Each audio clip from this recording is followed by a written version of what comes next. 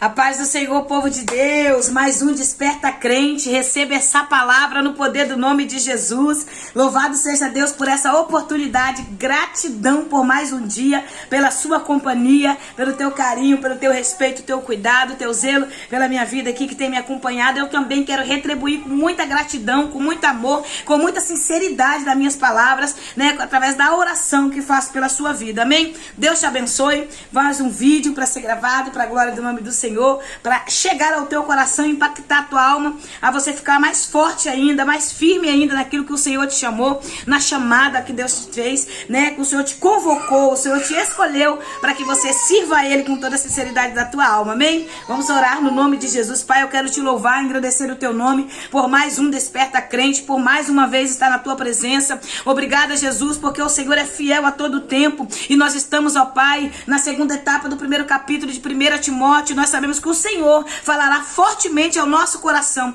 Por isso, Pai, repreenda toda retaliação, toda resistência neste momento, no poder do nome de Jesus. Amém. Que Deus te abençoe. Se localiza aí, abre a tua Bíblia. 1 Timóteo, capítulo 1. Nós vamos dar continuidade do versículo 12 em diante, porque ontem nós gravamos o primeiro vídeo dessa epístola, falando sobre o cenário, o contexto ali que Paulo escreve. Paulo escreve essa carta aproximadamente ali 64 depois de Cristo. Ele escreve o ano aproximadamente ali, alguns historiadores, alguns biblistas vai dizer que foi aproximadamente esse ano, outros vai dizer que não foi, outros vai, mas a gente vai, né, seguindo ali a ordem da que a palavra de Deus está nos dizendo. Então Paulo, ele vai escrever essa carta para Timóteo. Essa carta é direcionada ao apóstolo, ao filho na fé, né, ao verdadeiro filho na fé, que ele fala aqui no segundo versículo, ele fala que esta carta está sendo direcionada ao verdadeiro filho na fé. Por quê? Porque havia falsos homens naquele tempo, se denominando doutores da lei, se denominando pastores, se denominando presbítero da igreja, homens que segundo a sua própria consciência, como ele escreve no capítulo 4, diriam ser aquilo que não era. Então esses homens, eles queriam fazer o quê? Disputas teológicas. Eles aprendiam a letra para poder disputar, trazer disputas vãs, discórdia, coisas sem edificação para a vida do cristão. Então esses homens viviam a disputar, viviam ali a brigar, quem sabia mais, quem sabia menos. E o que eles faziam? Eles falavam para os irmãos em Cristo, eles ensinavam na igreja que a pessoa poderia escolher o sexo que queria, que poderia ter relação com homem com mulher, homem com homem, mulher com mulher. Quando você vê o versículo 10 está dizendo, ó, para os que vivem na prática da imoralidade sexual, os homossexuais em geral, ele está dizendo, tanto homem quanto mulher que vivia nessas práticas, é pecado. Paulo não está condenando o homem, o pecador, Paulo está condenando o pecado que ele pratica. É isso que nós, igrejas, falamos. Nós que somos cristãos, pequenos cristos na terra, nós não condenamos o pecador, nós condenamos o pecado, a prática do pecado. A gente prega contra o pecado. Então a gente fala que o homossexualismo é pecado, mas Deus ama o pecador. Deus te ama se você se arrepender e voltar para o caminho da verdade. Então esses falsos líderes, esses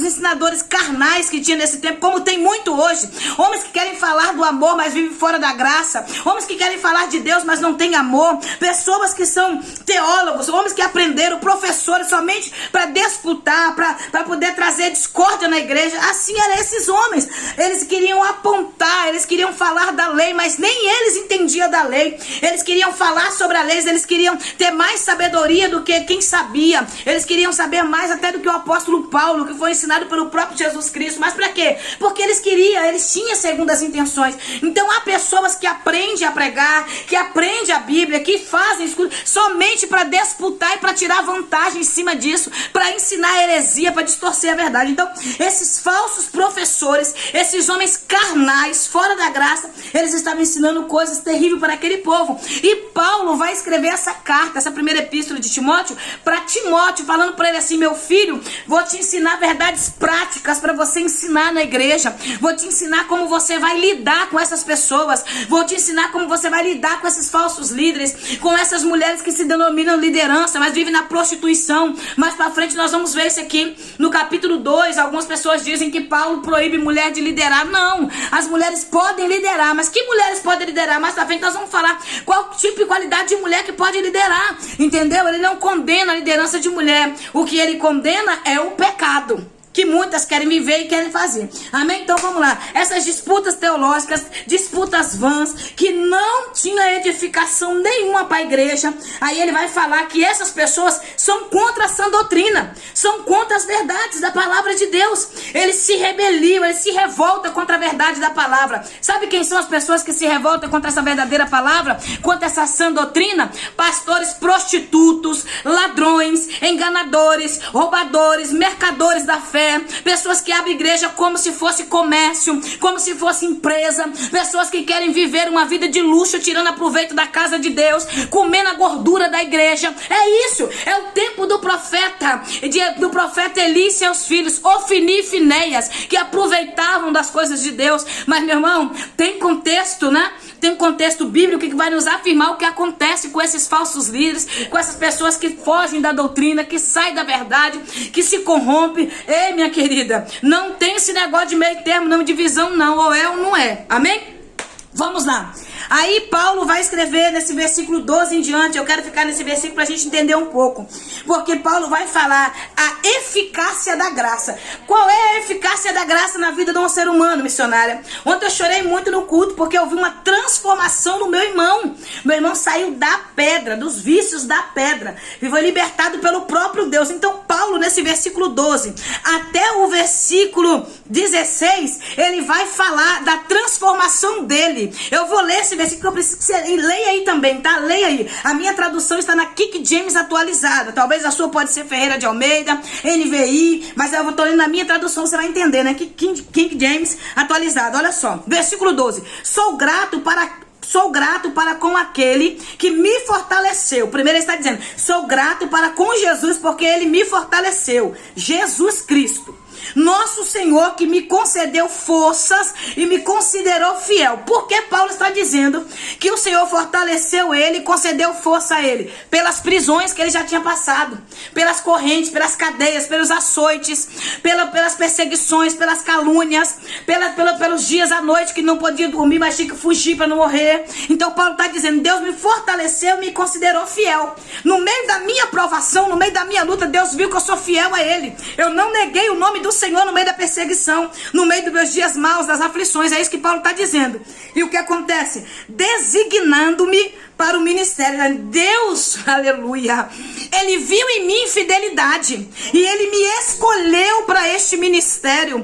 Paulo está dizendo, é Deus que escolhe. Foi Deus que escolheu a missionária Odete, não foi a missionária Odete que se designou missionária. Não foi ela que olhou e falou, eu acho que agora na igreja eu não vou ser mais crente, eu vou ser uma missionária. Não, foi Deus que escolheu, forjou, preparou para esta obra. É isso que Deus faz. Deus te coloca no deserto, no vale. Sabia que no vale é onde nasce a melhor murta? A murta verdadeira, ela só nasce no solo podre, no meio do deserto. É por isso que o livro de Esther é um livro lindo, maravilhoso para se pregar, porque a murta, minha querida, primeiro tem que nascer lá no deserto, no solo podre. É no lugar onde as pessoas olham e dizem que não vai dar nada, que não vai sair nada. É no meio da Cracolândia que Deus pega um e transforma. É dentro do prostíbulo que Deus vai lá e pega lá quem está se prostituindo e faz uma missionária, faz uma serva de Deus. É nas calçadas caído, bêbado, embriagado. Porque hoje nós vivemos num tempo onde os crentes não estão acreditando mais na transformação, onde os crentes dizem que não tem jeito, que não tem mudança, que o cenário não muda, que vai permanecer do jeito que está. E Deus está dizendo, aumenta a tua fé hoje, minha filha,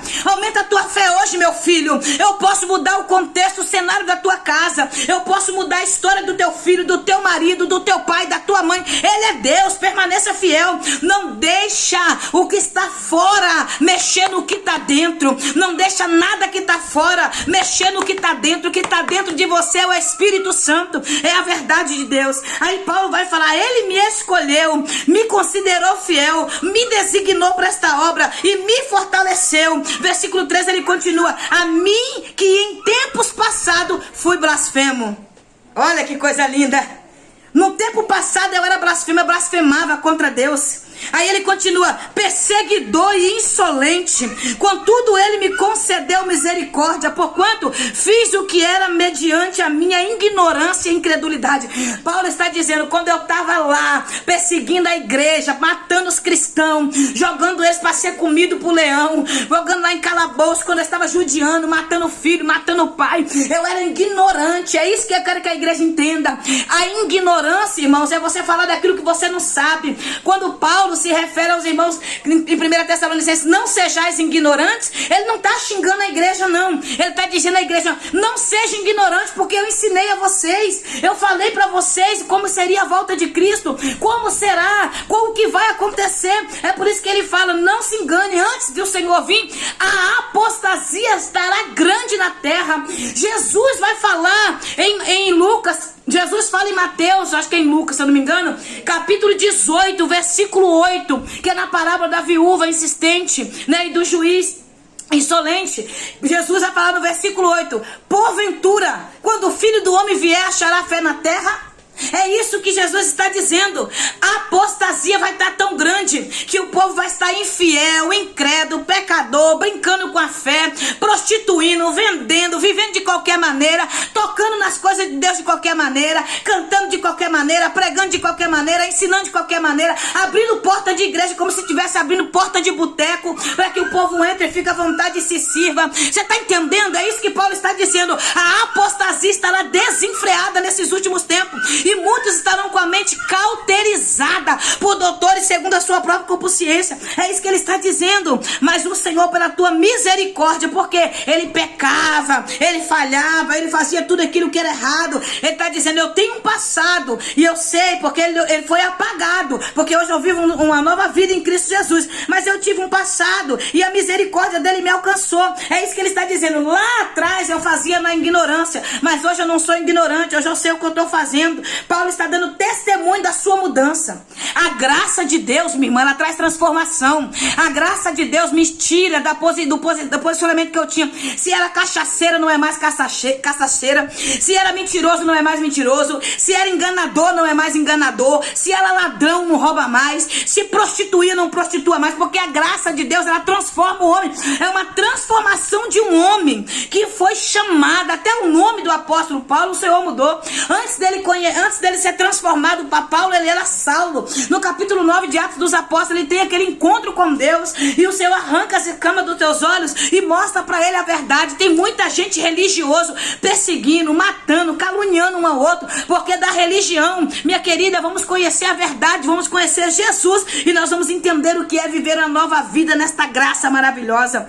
Ele vai reconhecer, é a coisa mais linda que tem, você reconhecer que você é um pecador, que você é falho, que você é o pior dos pecadores. O problema é que nós estamos se sentindo a quarta trindade. Nós não assumimos mais pecados, nós não assumimos mais erro, nós só gostamos de apontar o pecado do irmão, o pecado da irmã, nós só queremos falar mal dos outros, mas não olhamos para nós mesmos. É necessário olhar para nós. Versículo 14 ele fala: e a graça de nosso Senhor transbordou sobre mim, glória a Jesus, com a fé e o amor que há em Cristo Jesus. Versículo 15: esta declaração é fiel e digna de toda e plena aceitação. Cristo veio ao mundo para salvar os pecadores, dos quais eu sou o pior. Aleluia! Louvado seja Deus. Ele está dizendo: a graça, a misericórdia, o favor dele me alcançou, transbordou sobre mim essa graça. A Bíblia vai nos ensinar aonde transbordou o pecado, superabundou a graça. Tem graça de Deus na tua casa, tem graça de Deus na tua família, tem graça de Deus no teu ministério. É o Senhor abrindo a tua visão para você entender. É a graça, é favor imerecido. Aonde superabundou o pecado, transbordou a graça. Está transbordando graça de Deus na tua casa, está transbordando graça de Deus na tua família, está transbordando graça de Deus na tua vida. Recebe graça do Senhor para perseverar. Há um tempo atrás eu estava no meio de uma perseguição terrível, tribulação, muita luta, e aquilo estava me atingindo, e eu orando, pedindo a Deus misericórdia. Aí Deus usou uma irmã e falou assim: missionária, eu estava orando pela sua vida e o Espírito Santo mandou eu te dizer para você pedir graça a Deus para suportar. Irmãos, eu parei e fiquei pensando, eu falei: Deus, mas eu tenho orado. E o Senhor falou: pede graça, minha filha, porque eu vou transbordar na tua vida graça. Ei, minha querida, onde atuou o pecado, onde o pecado tinha vazão, aonde o pecado tinha força sobre a tua vida, Deus vai transbordar, superabundar a graça dele na tua vida. Então começa a pedir a Deus graça nesse momento. Senhor, me dá graça para continuar, me dá graça para permanecer, me dá graça, Senhor, para olhar para o Senhor, para não desistir da caminhada, e reconheça que nós somos pecadores, nós somos falhos. A Bíblia está dizendo que quem está de pé, cuide para que não caia. Então não se sinta a quarta trindade, mas vamos se sentir servos de Jesus Cristo, servos que viemos para o servir. Reconheça o poder de Deus sobre a tua vida e você terá um futuro abundante de graça. É isso que o Senhor está dizendo. O versículo 16, ele diz: todavia, por este motivo, mesmo que me foi concedido misericórdia para em mim, o pior dos pecadores, Cristo Jesus, demonstrasse toda a sua grandeza, da sua paciência, olha que coisa linda, e me tornasse num modelo para todos quantos haveriam de crer nele para a vida eterna. Sabe o que ele está dizendo? Deus foi paciente comigo.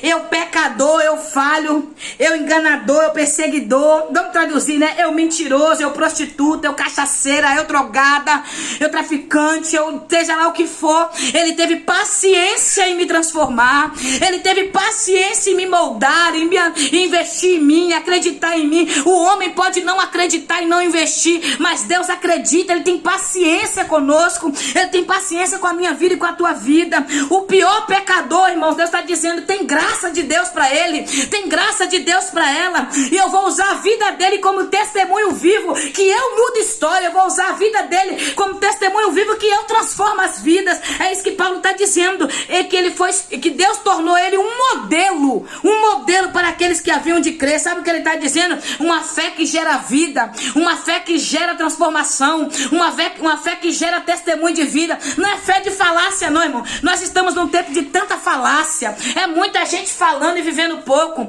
é muita gente falando de Deus e não ouvindo Deus. É isso que Paulo está dizendo. A minha vida serve de modelo. Você pode permitir a sua vida servir de modelo para alguém?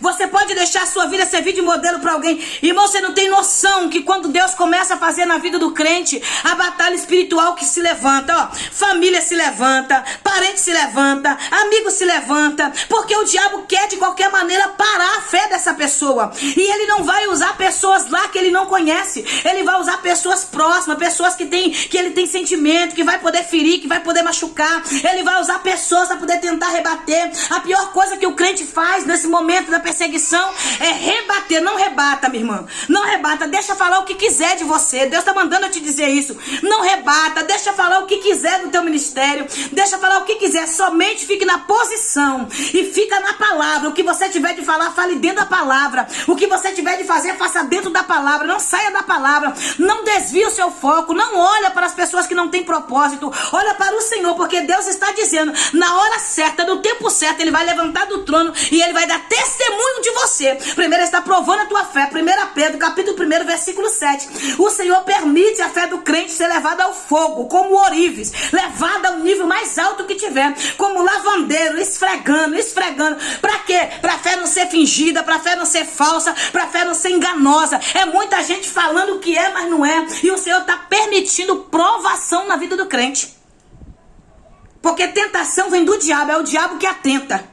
O diabo atenta o homem a prostituir, atenta roubar, atenta enganar, atenta viver uma vida em pecado, fingindo que é e não é. Tem pessoas trazendo maldição e maldição para sua vida, tocando a mão nas coisas de Deus, com a vida fora do altar, trazendo maldição para sua família, para sua casa, para o seu ministério, para sua saúde, porque está fazendo de qualquer jeito, porque o diabo está tentando essas pessoas a continuar do jeito que está, enquanto Deus está alertando, enquanto Deus está provando para poder ter transformação.